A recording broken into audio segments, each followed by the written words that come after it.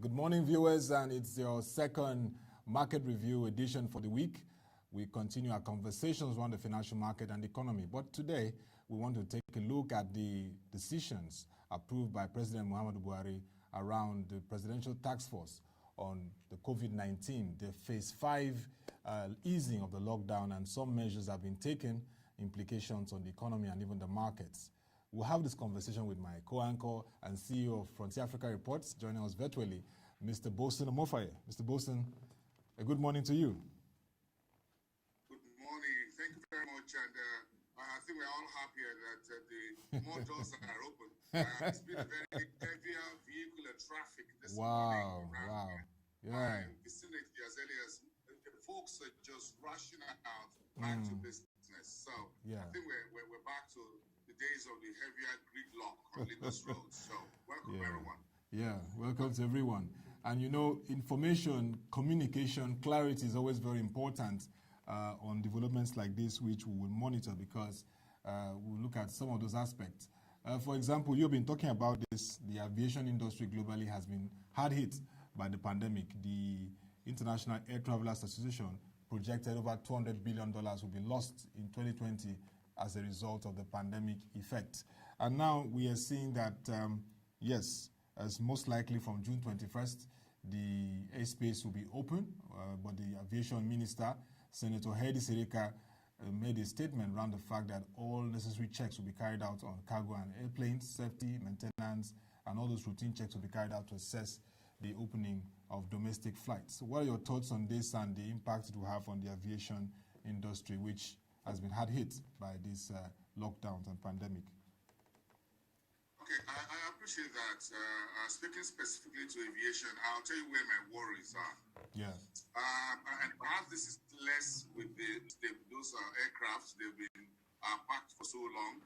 So I think they should take a few weeks, as the president directed. It's in the best interest of everyone to be sure that those airplanes are in order, that they are ready to fly, and that if there's going to be a bit of test run, I wouldn't mind putting them back in the skies without passengers, but to have the crew, the cabin crew and others take a flight Lagos to Port Harcourt, Lagos, Abuja, Kano, and try to test them maybe 1 or 2 days to just burn some fuel, be sure that they are fit and proper, the landing gears and all of that, and that the airport facilities, which has to do with the control towers and all of that, are also properly working. We need to re-oil and be assured that the airport controllers are also good. The NCA would also be part of this. Yeah. The civil aviation, these control towers for weeks and weeks to come back and just think that if they punch the button will react. We need to check the run. So we shouldn't be in a haste, as it were. But again, we should make haste very diligently. If we're reopening, both the airports, the authorities, and the airlines need to check as well. So that's as far as that goes. But again, now we need to find out how we're going to sit in the aircraft. The aircraft operators, the airlines would want to take maximum passengers as possible to try and make some money. And that is understandable for their business that they've been shut down for so long. But again, I'm sure there will be some form of social distancing in terms of how many passengers will be allowed on board. Yeah. I need to have my face mask on. I need to have some space with the guy who is sitting next to me across the aisle and what have you. Yeah. So we will have to, the authorities will work that out in terms of how many numbers of passengers will be allowed on board. Then finally, at the airport, at all the airports, the counters at the airport where you do exchange of tickets, the carousel, the baggage point, and the check-in points and what have you, all the officers and men and those who work in the airport, the farm staff, the Federal Airport Authority of Nigeria staff, how quickly will they be cleaning those equipment and boxes or whatever? Sorry, I beg your pardon. And vessels that we're using to place your computer, to place your phone when you're putting them through the machines. We all touch this airport equipment all the time. So, but will we be able to do it as the banks have been done, in which every 5 seconds or 10 seconds You have to spread it and try to clean them all over again. So it's a whole lot of work, because what happens at the airport is that hands touch hands a lot. Yes. At the airport. Yes. You just use a vest, touch a lot of airport facilities on a daily basis, from toilets to whatever. Will we be able to have the right attitude of the workers once in a day or twice a day and believe that they've done enough? These are critical issues we need to understand, and it has to be drilled down into the mindset of those who are working at the airport, those who clean the toilets, thinking that the airport toilets or whatever has to be cleaned maybe only once a day, and they play around for the rest of the day. We have this disease still around.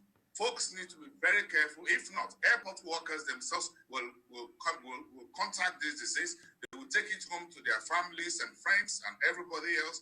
They will pass it on to everybody else. They will pass it on to the aircraft crew members. They will pass it on to everyone, to taxi drivers, every one of us who has something to do with the airport. So the airport is not as easy as we think it is. There are very little things. Look at the doors.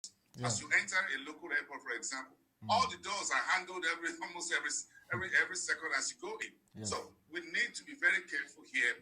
There are a lot to be done as far as aviation is concerned before they are reopened. Those are my thoughts. Yes, Mr. Bolson. And let's come to your space. I mean, the financial market. The financial operations can now resume fully. I mean, you can imagine how the banks, insurance, all those companies will be operating from today. That's another point where we have to really, like you said, put all those safety measures and maintain those guidelines effectively. You know, Nigerians, when it comes to financial transactions, it's an everyday thing, every minute, every hour. I mean, it's very important that this is extended in terms of the guidelines and protocols to the financial services now that they are going to reopen fully.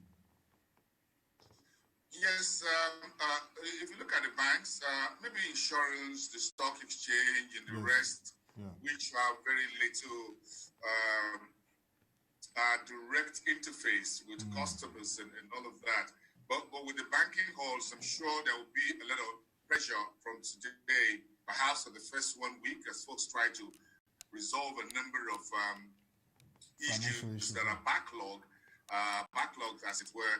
The bank staff will have to be prepared. I wish, or I thought, that if we're going to reopen the banks, as it were, a head start for them to do a couple of things. So I'm surprised that overnight we just say, okay, all banks, I'm not too sure they will do that. Unless they had a previous advance notice that the rest of us publicly did not have. So unless they've been told in advance to have all the branches ready, all the staff ready, have enough equipment, have enough preparations, and everybody's ready to go today. But if that did not happen, then I think some of the banks might wait for a day or two and continue the skeleton or what you call the number of the selected branch openings that has been in existence for the past few weeks. So I'm not too sure the banks will immediately through there. So hold on, everybody. You can't just all come in here. Now, for the banks moving forward, and I had a bit of this conversation yesterday, that look, maybe moving forward, Otto, we may need to rethink the way, and this goes to the central bank and the bankers committee, how we construct the banking buildings to Nigeria may have to change moving forward. In other words, the banks that we have currently is just like a house party. So you can hardly do any business outside the bank building, except for the ATM. Every one of us will have to go into the hall, as it were. So it looks like a party. Everybody's going to be in there. We need to start rethinking. Maybe it's time to start building our bank branches a little bit more like a drive-in or a drive-through arrangement in which like what you have in the West, in the US or UK. Yes, from the Western world. In the US, for example. That if I want to drop in a check, I don't have to come inside the building, the banking hall itself. and I can just walk by or drive by, and the check is already there. I get a small slip of paper, and I just fill it within 30 seconds or so, and I just I push it in through the window without going inside the main building. Yeah. So that we can, reduce the number of individuals that has to go inside a particular banking hall.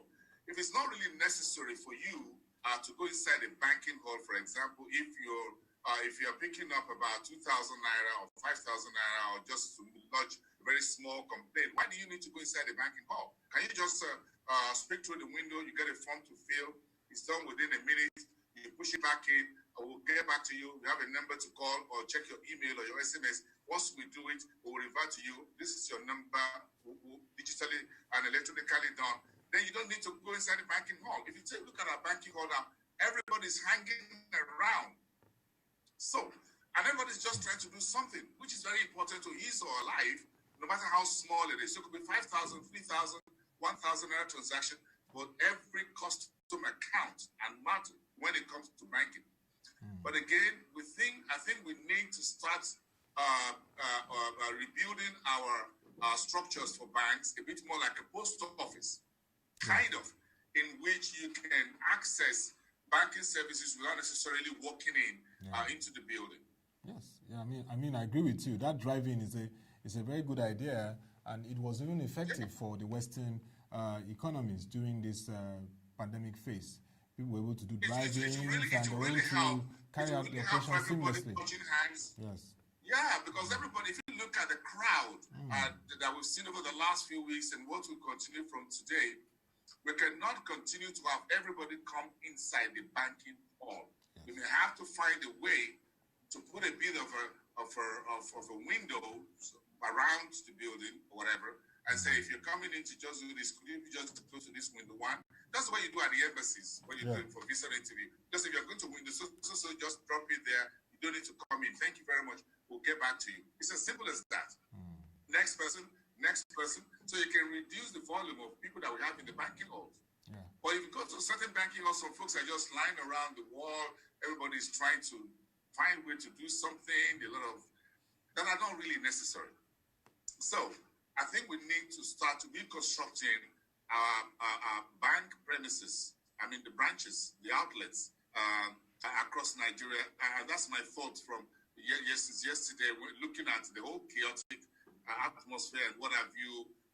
Some transactions you just need to go through a window, and a teller or a cashier just speak to you across the window. In 15-30 seconds, you're done. Okay? Yeah. And you just push the paper in. If you want a little cash or whatever, it comes out. It's done. It's signed at the back. Whatever is pushed out to you, and off you go. You don't need to go in into the banking hall. Yeah.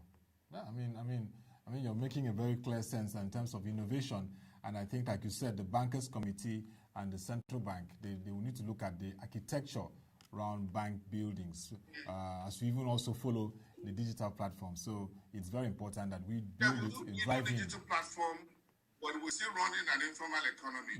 Yes, I know. Our economy is still largely informal. Yes. So it's difficult for you to run a very huge informal economy and ask all of them to just do digital banking. It's not going to happen in one day. Yes. There are cultural issues, there are whatever nuances and whatever when it comes to our system in Nigeria. Again, you have problems with even the digital lines we're talking about in terms of fintech because of technology, the architecture, whatever, how robust a particular vendor. For example, if I run a POS, a service, for example, if my system is not as top-notch as one or two other banks in which I'm connecting with NIPS and others, so there could be a problem. It's not from the bank, but could be from the POS operator. Yeah. So your money is hanging because I have sent it to you, although you haven't gotten it.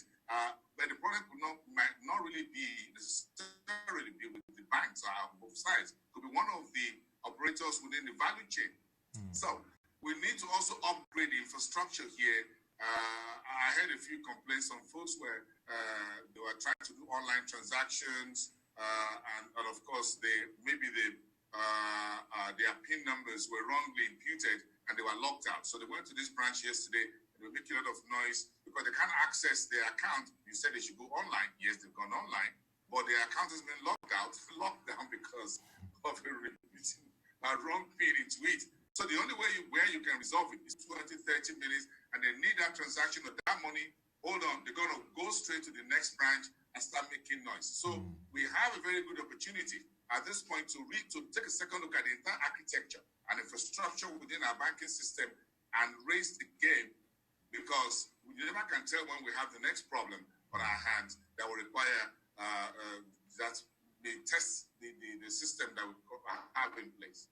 Yeah, and statement, which of course has generated a lot of debate and discussions across the country, the relaxation of restrictions on places of worship based on guidelines that's issued by the Presidential Task Force and the state governments in terms of the protocols that will be agreed. This is a very, very important conversation that's been going on in terms of the fact that it's not going to be that initial restriction. It's been relaxed, but state government's protocol have to be followed. What are your thoughts around this? Because this is very, very critical. Gatherings and places of worship, social centers, places of impact and influence. I think for religious places, my first thoughts looking at this late yesterday evening was, look, we should keep the government at the center, and our states, all levels, should keep the number at the previous level, not one person more than 20. Once you allow our folks to have a bit of a leeway, Otto, you're going to see what will happen from this Sunday. Mark my words. You need to tighten the noose and keep it there. Because again, religious places of worship are places where hands touch the chairs, the table, the pulpit, everywhere. Hand touches hand, bodies touch bodies, and things like that. Look, we're going to have a problem on our hands if we're not very careful here. I beg your pardon, sorry. Yeah, I know. I think we need to be very careful. Because once we have a blow up again, it will be difficult for us to put the genie back in the bottle. Yeah. What we're trying to do over the last few months is to try to put the genie back in the bottle. And it's not really fitting in back in the bottle. That we're trying to open the neck of the bottle. So we need to be very careful here as far as religious places is concerned. So let's keep the number at 20. It should not be above 20. That's my personal opinion. Not one individual, more than 20. Let religious organizations find a way to decentralize or whatever way their services are conducted and what have you. But no single meeting should be more than 20 individuals. That's my thought. Yeah. For other businesses, the guidelines should be there. I think the businesses to a very large extent have behaved themselves from what I've seen. I mean, if the fear of the task force on coronavirus, they really back and bite very well. So businesses actually behave themselves, and I want to say thank you to all of them who have behaved themselves according to the rules of engagement under the COVID-19 that's been done in Lagos State. Lagos shows how effective both the Presidential Task Force and the Lagos State authorities have been, and the Ministry of Health, in ensuring that everyone behaved themselves despite the inconveniences in terms of income, revenue, livelihood, and what have you. But again, you need to save lives to have livelihood, and you need livelihood as well to save lives. So they are both sides of the same coin. Like a conversation I had earlier today, whichever way you need to reopen the economy. Now, even in war, the First World War, the Second World War, and wars before that, you need an economy to be running to fund a war or a pandemic situation. You cannot shut down. You need to, how do you fight pandemic? You need to fight pandemic with drugs, vaccine, whatever, and then with money. How do you produce the vaccines? How do you produce the face masks or whatever? Then you need money. So the economy must be running. People must go to work in one way or the other. Even if you're prosecuting war, the soldiers need food, they need medicine, they need treatment. Their clothing needs to be changed. They need shoes. The armories, you need someone to be in charge of it. So you cannot run you cannot prosecute war on an empty economy or an economy that is shut down. So folks at the back end will have to fund those who are at the war front. That's how life works. A pandemic is not an exception. Therefore, we need to reopen responsibly, and everybody will have to behave themselves. But religious organizations in Nigeria, by record and by history, want to be an exception. So the conversation should not be left to the religious bodies or their associations, but the government should take the front and the leadership position when it comes to this pandemic. It should not be left to any association or body or religious organization to determine how they adhere to the rules of engagement when it comes to this pandemic of coronavirus. It should not be left to decide it. It should be done under civil rule, which is the government. The sovereignty of Nigeria rests with the Federal Republic of Nigeria and not with any religious body or their associations. So they should not be allowed to take the lead. It's the government of Nigeria, the sovereigns and the subnationals that should be allowed to lead by making sure that anyone who steps out of line gets the sticky part of the carrot. Yeah, and the subnationals have to be very firm. I mean, I remember that recently the governor of Akwa Ibom State, Mr. Udom Emmanuel, frowned at the fact that MDAs in the state did not follow, some MDAs did not follow the guidelines for reopening and said there will be punitive measures for the heads of those agencies if anything backfires in terms of if there's a spike on the cases in that regard. So I think states have to be very firm in terms of ensuring that the protocols are strictly adhered to. In Bayelsa State, some places of worship were also sealed for going beyond the guidelines. Yeah, I spoke for businesses. I don't have any problem, really, not much. I spoke with the head of research for one of the investment banks in Lagos about an hour ago, and I said, look, I'm sure all of you are back because the government says, the new rule says 75% of you. And you know what he told me? He said, look, even though the government says 75% occupancy in the office, they are implementing 30%. 30%.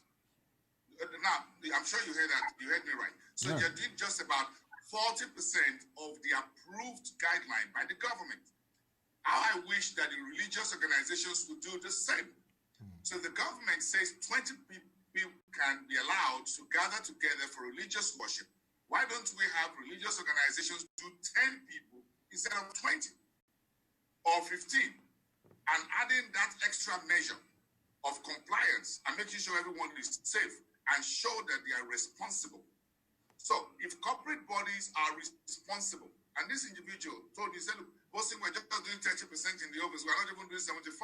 The organization says 30%, government says 75%, which means they're taking the health of their workers very to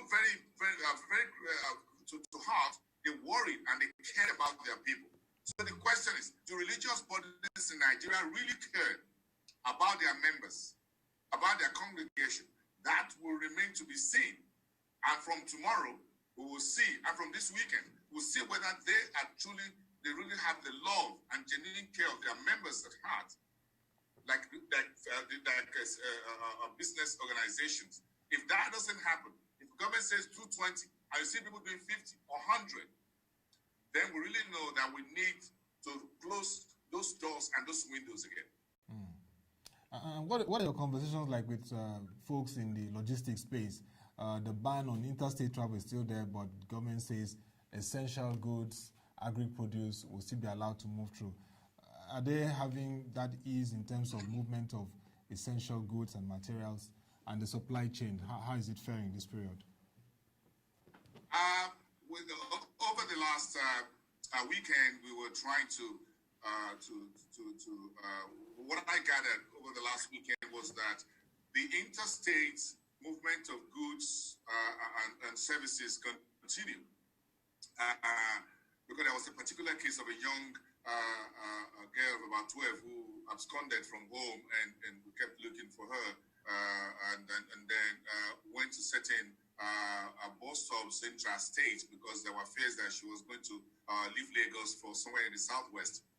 And the feedback that I got was that they went to this particular major motor park in Lagos, and they said, look, we're trying to do this. And they said, look, we're not moving persons, so don't even come here at all. We're only moving goods across the state. So if this particular little girl is trying to leave Lagos by road, it's not going to happen because we're not moving goods. So that means that in the business sector, those who are in the transportation and logistics are still, to a very large extent, at least to my knowledge, by this incident, are still not moving persons. But if you have goods or luggage to move from Lagos to Southwest to the North, whatever, you can go to the motor park, they will take it from you and they will deliver.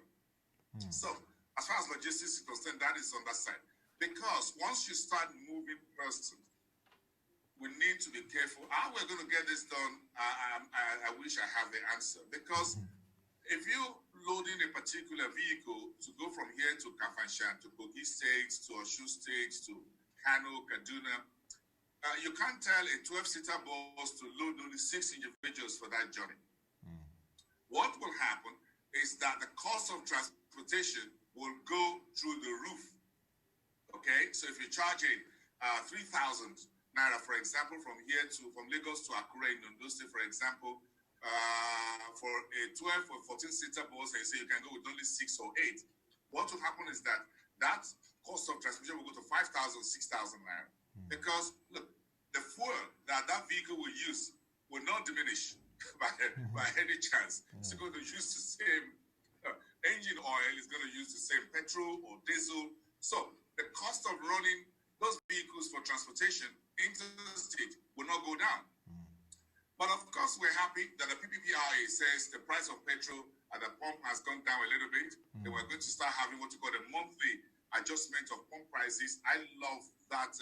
I love those adjustments that will be coming now per month. That's what obtains in other developed economies like South Africa and elsewhere, so that we can modulate those prices in the real sense of it, and we can react and reflect effectively the price of petrol or price of crude oil, globally speaking.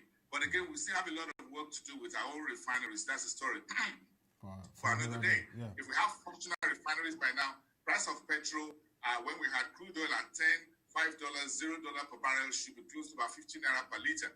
But we're still doing triple digits. We need to bring petrol prices and diesel prices back to double digits. That will have to happen once we get our refineries up and running. But back to logistics and transportation. So it's not going to change. So folks who are in the transport business will try to cover their costs. So, and what you're paying a particular driver will not go, it's not going to change. If you cut down on his wages, what will happen is that he gets on the road, he picks passengers on the road and lump everybody up. Okay? What happens when he gets to police checkpoints and others across state? Well, if money changes hands, our folks may look the other way and allow them to go. And when you sit inside these public vehicles over long distances, what happens? You can't stop anyone from coughing or doing any other thing or sneezing. You can't. Okay? Because everyone is not going to sit by the windows. Everybody's going to sit in the middle. Right? So what happens? Everybody's going to have their face mask on for a journey of 2, 4, 5, 6, 8 hours. That's they're going to get folks killed. Yes. So they will have at some point to remove their face masks while they're going on this journey. Yeah.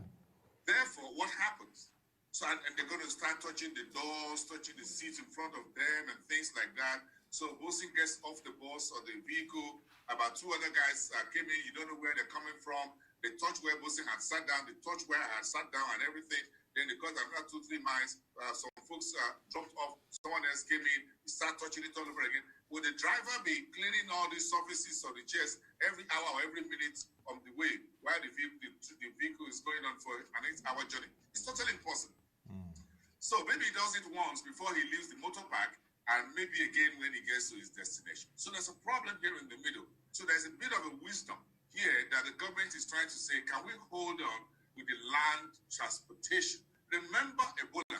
When we had the index case and the government was trying to lock down, one of the most worrisome aspects of the Ebola was what happened at our land borders. Yeah.